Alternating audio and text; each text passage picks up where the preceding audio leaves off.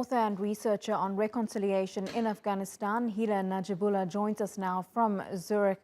Heela, thank you so much for coming onto this program. We really appreciate your time. The US is out of Afghanistan, the Taliban is now in control, but there's no actual government in place. This is a huge factor going forward. How do you see this all playing out? Yeah, thank you for having me. Indeed, there is a vacuum of power. There is no government. The institutions are non-functional. In reality, banks don't function. People can't transfer money. People don't have money to eat. Schools are not opening as it was stated. Women are asked to stay home till next orders from the Taliban. What happened in terms of the ex-officials, ex-government officials, nothing is known.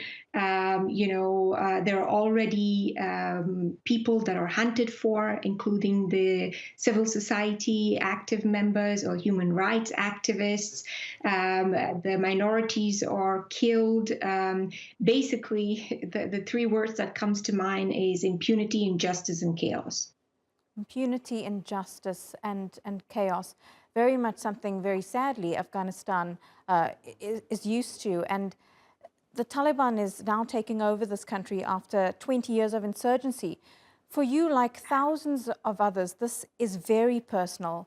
The Taliban assassinated your father in 1996. How do you feel about the people who murdered your father now being in control of a country you love? How do I feel is extremely personal. And I think only Afghans who've lost loved ones can understand and feel me. But what I would like to say here is that Taliban took over with violence, with continued bloodshed. On one side, they said they're going to make peace, but on factual terms and in reality, all they did was continue violence, while the international community, quietly sat and watched that to happen. So whichever country that has promoted Taliban and their rule are responsible for what's happening now in Afghanistan. Do you feel that the international community has let Afghanistan down, especially the thousands of people who have been displaced in the country, the women and girls who are fearing for their lives, and those who helped the US military and other foreign entities in that country? Well, I think one thing that has happened in the past 20 years of, history of Afghanistan is this prevalence of culture of non-accountability. If you think about President Biden, who takes or feels zero responsibility, to President Ghani, to whoever's on the ground, including the Taliban, nobody seems to take responsibility as to what has gone on in Afghanistan. What I, as an Afghan, hold responsible is the collective international community in failing and having short-sighted policies and not understanding the government, not understanding the Afghans, not including them, not being transparent. And in addition to that, not addressing the root cause of terrorism, which they for years said was in Pakistan. So these are all the issues that was undermined, and where we are. And where we are now, going forward, is of great concern about the humanitarian situation in Afghanistan. There are thousands of internally displaced people. The city of Kabul itself has doubled in population size from what we saw in 2001. It's about 6 million people now.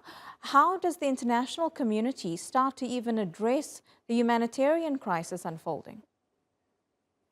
The sad part of the situation is that if their policies were correct, you didn't have to evacuate. And you didn't have, you can, at the end of the day, evacuate the whole nation. It's ridiculous. Yes, humanitarian assistance is needed. Yes, the borders need to be open. Yes, financial assistance is needed. But none of this none of this will address the crux of the problem, because the crux of the problem is the increased network of terrorists. And you have ISIS in the picture now. Where did they come from? They're not the same ISIS that come from Syria and Iraq. These were the leftovers of the ones that were in Pakistan. How did they cross the border? What happened? Did the Pakistanis want this by purpose? What are the scenarios that are unfolding? What happens to the vacuum of the government?